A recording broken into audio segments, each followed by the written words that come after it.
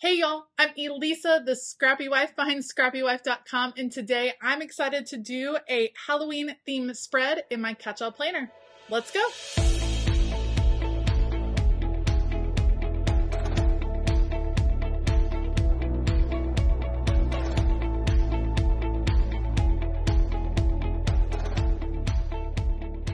Today, the plan is to use Chic Fall from Love Posh. I love this book. So I'm going to use this gorgeous set because it has purple, one of my favorite colors, and I'm super excited to use these Polaroids. I have a fun idea for a little garland here at the top, so let's see if I can make that work. And then I've also pulled out some Mojo Jojo boxes in pastels and black because that's what we got going on here. So I'm going to combine those books, see if I can make it work. Let's do it.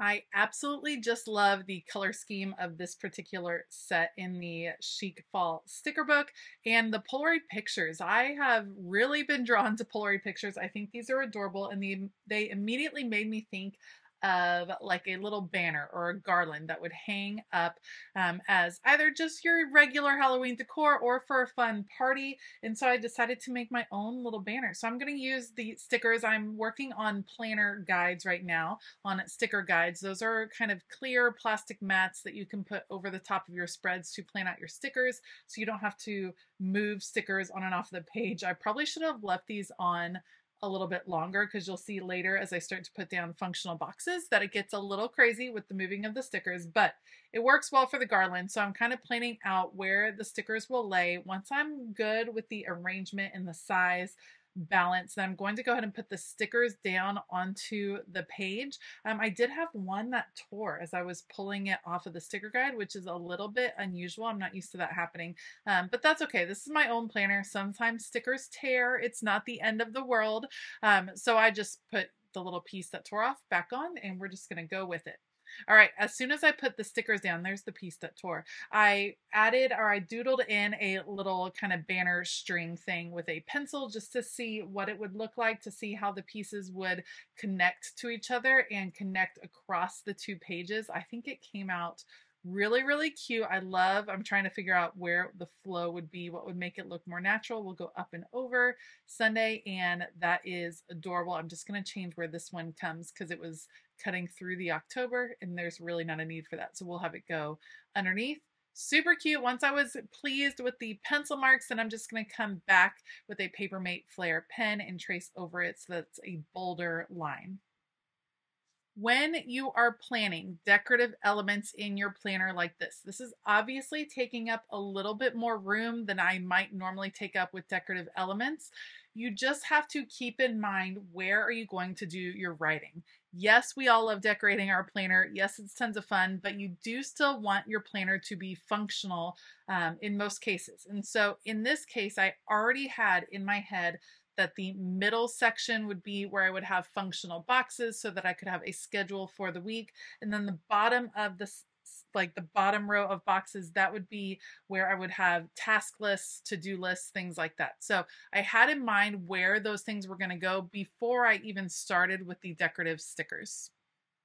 I also had in my head that I wanted to change up the functional boxes that I would normally use by mixing in some different shapes. This is not a sticker book that I typically gravitate towards all of the time. I do like my regular boxes and the rectangles that looks very orderly on the page, but I thought throwing in a few shapes here and there would be a fun way to change it up, and I'm really glad I did. I think the important part about using some of the shaped boxes is being sparing with them and using them in combination with a more typical functional box. It can either highlight something really important, a very special event, so you want it to look different from the rest, or they can work just like your regular functional boxes. Most of these will automatically overlap outside the lines. So if you are someone that likes all of your plans to be very linear within those vertical boxes, the shapes might not be for you.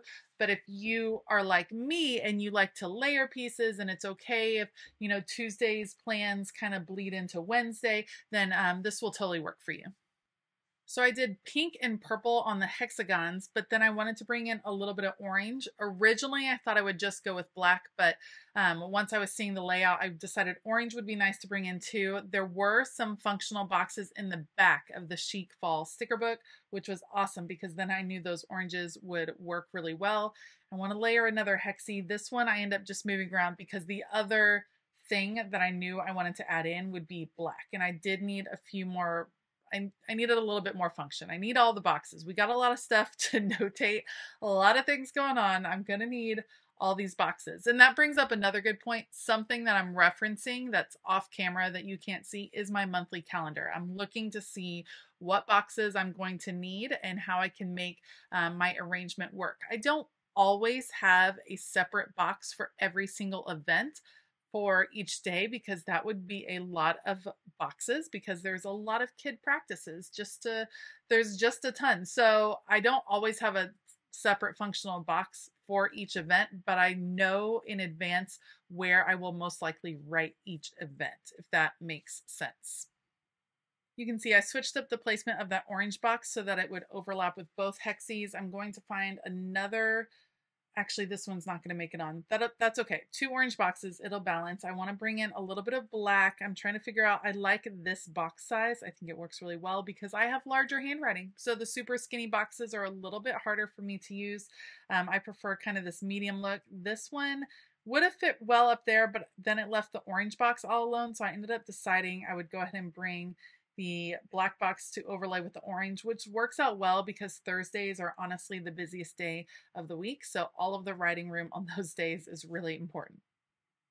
Next up, let's add some checklist stickers. I opted for 2 different checklist stickers. I'm using the ones from Live Love Posh that are in the Chic Fall sticker book for my orange ones, and then I'm going to use black from Mojo Jojo Plans. Here's the thing, all of the checklist dots don't add up between these, or they don't line up between the 2 stickers. They each have 5 dots or places to write, but the ones for Mojo Jojo Plans are spread out. Because I'm doing every other one, that doesn't bother me because it still feels balanced. But if it bothers you, then I would just go with the Mojo Jojo Plans because you know they're all going to be exactly the same. For me, the checklists are pretty much key to making the spread functional. I am a list maker, so I love having them on the spread so I can kind of do a brain dump each day or at the beginning of the week on things that need to get accomplished on particular days. You'll notice also that one of the hexies, the pink one, has a black checklist that overlays the top. I actually end up off screen after the fact, changing that up to where the hexie goes on top. So just a heads up on that.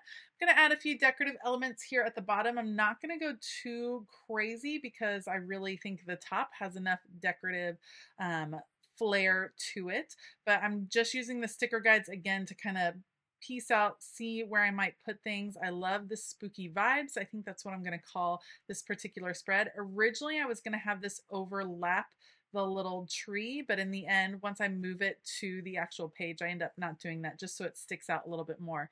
And then I'm going to see where there might be other places I can use decorative stickers. I'm very much obsessed with this cute little puppy inside the pumpkin. I knew I needed him on the spread. I'm trying him out in a few different places. Eventually, he is going to hang out by the tree because in my head, the puppy is probably playing with the decorations in the tree. It just seems like that's probably what he would want to do. Love the little jack-o'-lantern plant. We're going to have a place for that. And then I thought these leaves were so cute with the little faces, and we're going to have them popping out from behind here. And I think that's going to be enough extra decor for this spread. I do have to have a little whiteout action over here just so that you don't see the extra words. And then I'm going to put my stickers on, taking my time to get them off the sticker guide and layering them onto the paper. And that's pretty much going to be it. I love how the spread came out. I think it's fun. I think it's whimsical. That's kind of the spooky vibes I like. We're going with like cute, spooky, team cute for Halloween instead of team scary. And that's my vibe for Halloween. And so that's how I like to decorate these pages. I think this is going to be the first of 3 different Halloween spreads that I do just because of when Halloween falls. I'll probably have 3 full-on Halloween spreads this year, which I think will be a ton of fun. One last thing I will be adding after I get all of these stickers on the page, there are always quotes on the third week of the month in all happy planners. There's a quote at the bottom. I didn't want that quote. I wanted something different. So I actually pulled out stickers from Tim Holtz. He has a snarky line of quote stickers. And so I chose 2 different quotes to put on the bottom of the page. One says, "I wish my life had background music so I could understand what the heck is going on," which I thought was hilarious. And then, "Sorry I'm late, but I didn't want to come," which generally describes me on the weekends because I'm an introvert and I love to be at home, cuddle up on the couch watching sports. So I'm going to add those 2 quotes and then that will be it for this spread. I will link everything that I use down below. I do have a code for Live Love Posh. If you put in code SCRAPPY10, then you will save 10% on your order. I have it linked down in the description box below, so make sure to check that out. I want to give a huge shout out to all of my Patreon family. I am so pumped about all the things happening over on Patreon, and November is going to be an amazing month as well. It's never too late to join us, so check out the link for Patreon down in the description box below. All right, I hope that you have a fabulous day, and as always, keep it creative.